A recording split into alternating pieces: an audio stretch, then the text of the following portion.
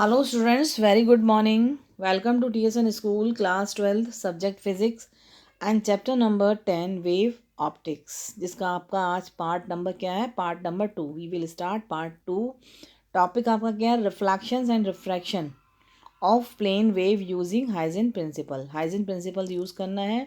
Reflection और refraction आपको proof करना है क्या होता है. ओके, रिफ्लेक्शन आपको मालूम ही है, एक रे आती है उसी मीडियम में वापस लौट जाती है, यानी कि इट्स कॉल बी रिफ्लेक्शन. और रिफ्रैक्शन एक मीडियम से आके दूसरे मीडियम में रिफ्रैक्ट होती है, इट्स कॉल बी रिफ्रैक्शन. हमें दोनों ये यूज़ करने हैं लॉज. सबसे पहला आपका क्या इंपॉर्टेंट लॉज हैं आपके ये? Reflection on the basis of wave theory. हमें रिफ्लेक्शन यूज़ करना है किस पे? वेव थ्योरी पे, in the basis of wave theory. Let 1 and 2 are the incident rays. जो 1 और 2 हैं वो इंसिडेंट रेजेज हैं, and 1 dash 2 dash are the reflected rays. Okay. If v is the velocity of light, t is time taken by light to go from b to c from a to d. b से c में time taken और a to d में भी time. Velocity v क्या है? v. और time t क्या है आपका? टेकन. ये हमने एक मिरर लिया. मिरर से आपके दो जो 1 और 2 हमने पैरेलल में हमने दो रेजेस ले ली. ये आपका रिफ्लेक्शन है तो सेम मीडियम में आपकी क्या हो जाएंगी? रिफ्लेक्टेड हो जाएंगी. फर्स्ट वाली रे को भी हमने रिफ्लेक्टेड कर दिया, it's call be 1 dash. And second वाली रे को भी हमने रिफ्लेक्टेड किया, it's call be 2 dash. Okay, और डायग्राम को ही अच्छे से देखेंगे आप. जहाँ हमने ए का नॉर्मल स्ट्रेट लाइन आ रही है, ऐसे ही सी पे भी हमने क्या ले लिया? नॉर्मल ले लिया, क्योंकि हमें ये दूसरी रे जो 1 डैश और 2 डैश थी उनको रिफ्लेक्ट करना था. अब देखिए आपका जहाँ हमने ए बी लिख रखा है, यानी कि ए से हमने सामने वाली यानी कि 1 लाइन ए से लेके 2 पे हमने क्या डाला? एक परपेंडिकुलर डाला. ऐसे ही सी से भी हमने एक 1 डैश पे हमने एक परपेंडिकुलर डाला, जिसको हमने क्या नाम दिए हैं? पॉइंट बी और डी. ओके, अब बी ए से लेके बी तक की डिस्टेंस जो है आपकी बी टू सी,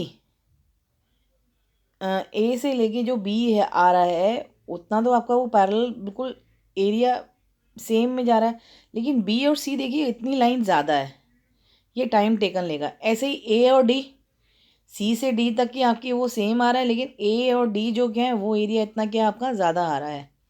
ओके, तो इसमें टाइम टेकन लेंगे. अब एंगल्स को देखिए, हमने एंगल क्या लिए हैं? हमने यहाँ से परपेंडिकुलर डाला है, तो आपका एंगल इंसिडेंट एंगल क्या होगा आपका? आई. ओके, जहाँ हमने आई लिख रखा है, जहाँ ऊपर एरो लगा के 90 माइनस आई लिखा है, यानी कि ये पूरा तो आपका 90 है. हमने क्या डाला है? परपेंडिकुलर डाला है, तो पूरा 90. इतना एंगल आपका जो हमने ऊपर आई लिख रखा है, आई इतना एंगल आ गया, बाकी का एंगल कितना होगा? 90 माइनस आई. ओके, अब देखिए वापस नीचे आइए. हमने फिर नीचे जो डार्क ऐसे एंगल बना रखा है, जहाँ आई और आर दोनों साथ में लिखी हुई है, यानी कि इस तरफ का आई है और इस तरफ का आर लिखा हुआ है. इतना एंगल आपका क्या है? पूरा वहाँ तक का, नॉर्मल तक का 90 एंगल. और बी से लेके नॉर्मल जो ऊपर एरो लगा के हमने 90 माइनस आई लिखा है, तो ये वाला कितना होगा? आर. ओके, आई और आर बीच का जो टुकड़ा है 90 माइनस आई. ऐसे ही आपका ये आर वाली कंडीशन में भी यही होगा. रिफ्लेक्टेड एंगल आर, फिर एरो लगा कर हमने जो 90 माइनस आर लिख रखा है वो आपका वो आएगा, क्योंकि ये पूरा 90 होगा. 90 से इतना आर, बाकी 90 माइनस आर. और नीचे ही ऐसे जो हमने आर पूरा बड़ा लिख रखा है आर, तो आपका ये पूरा कितना आएगा? 90. 90 में से हमने 90 माइनस आर कट किया तो आपका आर बचेगा. 90 से 90 आपस में क्या हो जाएंगे? कैंसिल आउट हो जाएंगे. ओके, डायग्राम को अच्छे से आप जूम करके देखना और बनाना, आपको सब समझ में आ जाएगा. ओके, अब टाइम टेकन क्या है आपका? एक बी डी, एक बी से लेके सी तक की डिस्टेंस आपकी क्या है? एक्स्ट्रा. और ए से लेके डी तक की डिस्टेंस क्या है? एक्स्ट्रा. ये टाइम टेकन ले रहे हैं. यहाँ से हम टाइम टेकन निकालेंगे. Time t is equals to B C. जब हम डिस्टेंस ले रहे हैं तो वेलोसिटी क्या आएगी? वी. It's equation number 1. ऐसे टी टाइम पे डिस्टेंस हमने क्या ली? A D. एंड वेलोसिटी क्या हो गई? V. Time is equals to distance upon speed.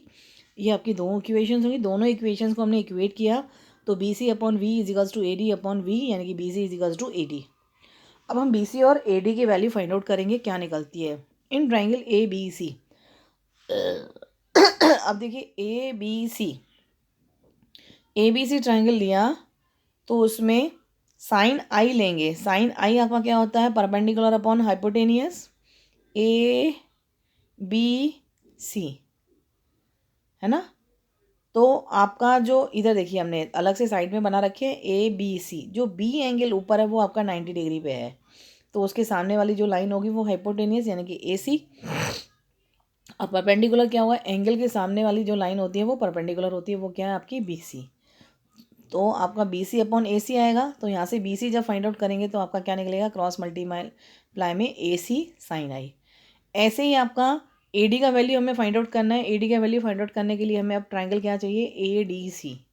अब डी एंगल आपका 90 है, सामने वाली आपकी क्या हो जाएगी, हाइपोटेनियस।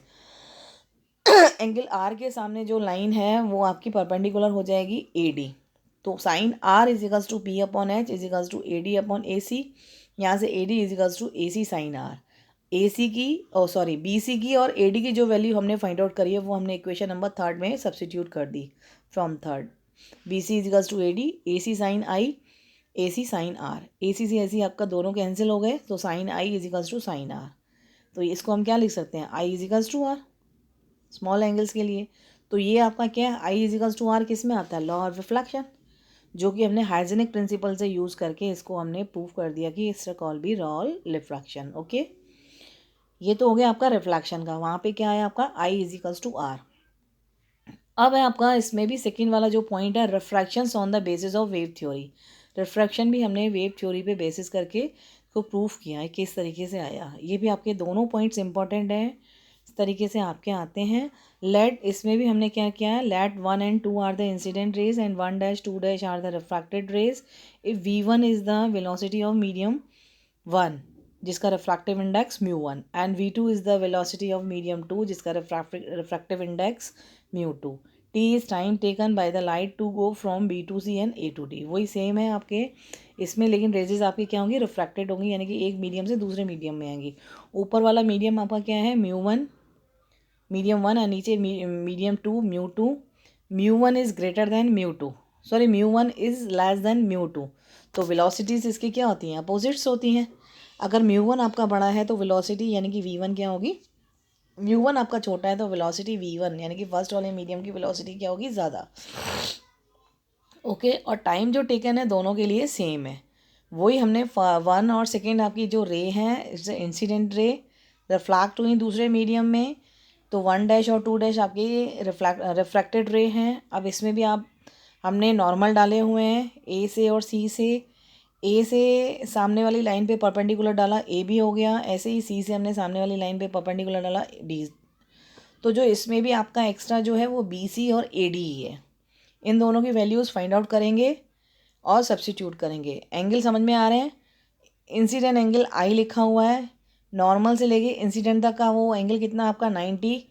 तो जहाँ 90 माइनस आई लिखा रखा है तो उतना कितना हो जाएगा, 90 माइनस आई, बाकी नीचे बचा हुआ फिर वापस आई, क्योंकि फिर 90 माइनस आई और नीचे वाला आई दोनों पूरे यहाँ तक क्या है, नॉर्मल से लेके नीचे तक ए पॉइंट से टच हो रहे तो वो 90 आएगा आपका। तो 90 में से 90 माइनस आई हम कट करेंगे तो आई बचेगा। ऐसे ही आर वाले के लिए होगा, ये आर हो जाएगा, इतना बचा हुआ 90 माइनस आर, और नीचे वाला भी ये क्या होगा, रिफ्रैक्टेड एंगल आर। ओके, अब देखिए हमने टाइम टेकन टी लिया, इसमें भी बी सी और ए डी क्या है, इसमें हमने लिख रखा है B to C and A to D, slides go to from B to C and A to T. तो टाइम टेकन में हमने लिया time taken t B C इजिकल्स to distance upon velocity. First वाले मीडियम के लिए velocity V1, t is equals to A D upon second वाले medium के लिए velocity V2। It's equation number 1 और 2 दोनों को इक्वेट किया तो B C upon V1 is equals to A D upon V2। तो B C upon A D इजिकल्स to V1 upon V2। It's equation number 3। अब भी हमें फिर वापस हमें क्या फाइंड आउट करना है, बी सी और ए डी की वैल्यू फाइंड आउट करनी है। In triangle A B C sine i इजिकल्स to P upon h यानी कि B C upon A C. Triangle A B C लिया, देखिए ए बी सी कहाँ है, ए बी सी जिसमें बी एंगल आपका क्या होगा, आपका 90 के सामने आपका ए सी क्या हो जाएगा, हाइपोटेनियस, और एंगल आई के सामने बी सी आपका क्या हो जाएगा, base, perpendicular, B C upon A सी।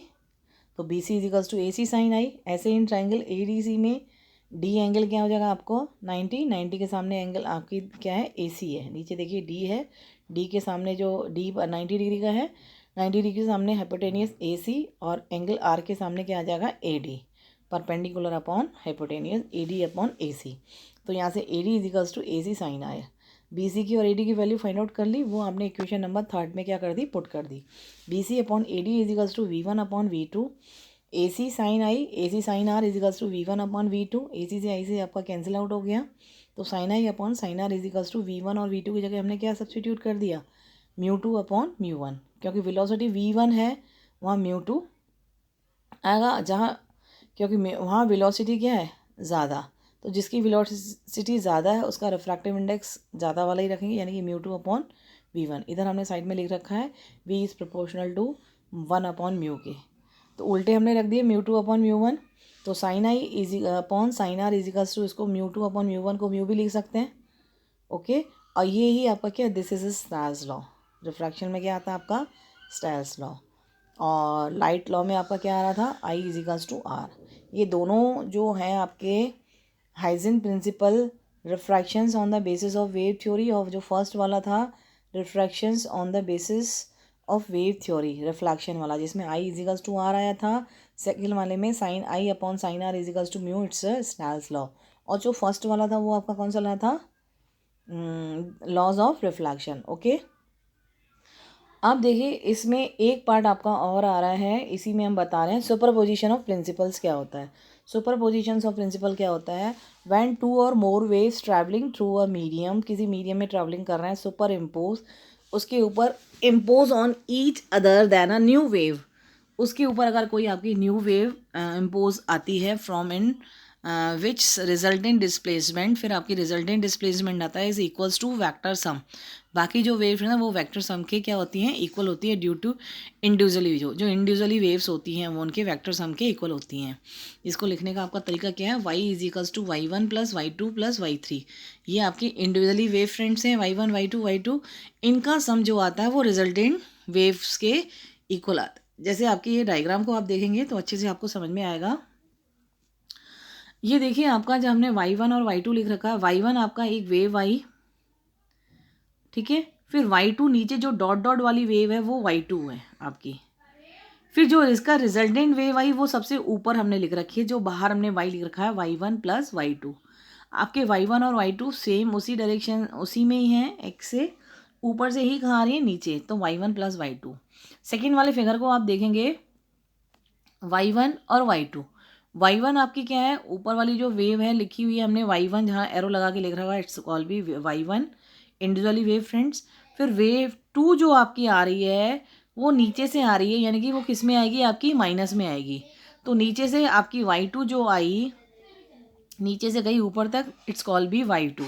और उसका जो रिजल्टेंट वेव आ रहा है वो बीच में जो आपकी मिडिल में जो वेव है वो है आपकी वेव, रिजल्टेंट वेव, जो यहाँ से आई और इस तरह से गई। तो इसका जो रिजल्टेंट वेव का जो वैल्यू आएगा y equals to y1 minus y2। अब माइनस क्यों रखा, क्योंकि जो सेकेंड वाली वेव है इंडिविजुअली वो हमारी कहाँ से आई, माइनस वाले पोर्शन से। ऊपर के जो होते हैं वो प्लसेस में होती हैं और नीचे वाले किस में होती हैं, आपके माइनस में, तो माइनस के y2, ओके। तो जो आपका फर्स्ट वाले का है उसको हम क्या बोलेंगे, कॉन्स्ट्रक्टिव इंटरफ्रेंस, और दूसरा आपका क्या है, destructive interference, okay. Destructive interference के नीचे भी हमने देखिए एक फिगर बना रखा है, वो आपका अभी यूज़ होगा, बताएंगे आपको। इसको हम कोहेरेंट बोलते हैं। आपके देखिए जो फर्स्ट वाली लाइन पे समझिए आपकी लाइट आ रही है भले, तो और सेकंड वाली लाइन में हमने 2 पॉइंट्स बना रखे हैं, जहाँ से आपकी दोनों पॉइंट से लाइट क्या हो रही है, डिस्ट्रीब्यूट हो रही है। यह भी आपको बताएंगे, कोहेरेंट आता है, कोहेरेंट क्या होता है वो आपको बताया जाएगा। अब आपका आता है इंटरफेरेंस ऑफ लाइट, इसी में ही है, सुपरपोजिशन में ही।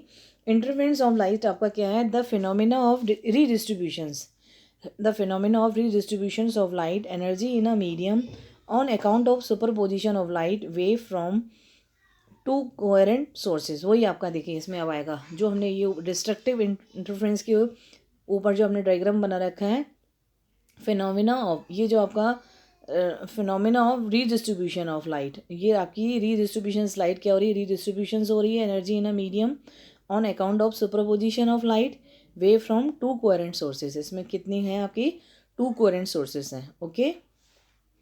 अब कंस्ट्रक्टिव इंटरफ्रेंस क्या होता है, जो हमारी ऊपर आई ना ये कंस्ट्रक्टिव इंटरफ्रेशन और destructive interference. Constructive interference at the point at the points where resultant intensity of light is maximum. इसमें जो रिजल्टेंट इंटेंसिटी आएगी वो क्या आएगी, सबसे ऊपर है आपकी, is maximum. Then interference is set to be constructive interference. उसी को ही हम क्या बोलते हैं, कॉन्स्ट्रक्टिव इंटरफ्रेंस. जो रिजल्टेंट की इंटेंसिटी आएगी वो ज़्यादा होगी, यानी कॉन्स्ट्रक्टिव इंटरफ्रेंस की जो इंटेंसिटी होगी वो क्या होगी, ज़्यादा होगी. और डिस्ट्रक्टिव इंटरफ्रेंस की इंटेंसिटी क्या होगी, कम. जिसकी कम होगी वो डिस्ट्रक्टिव इंटरफ्रेंस और जिसकी ज़्यादा है वो कॉन्स्ट्रक्टिव इंटरफ्रेंस. डिस्ट्रक्टिव इंटरफ्रेंस क्या है, देखिए, at the point where resultant intensity of light is minimum,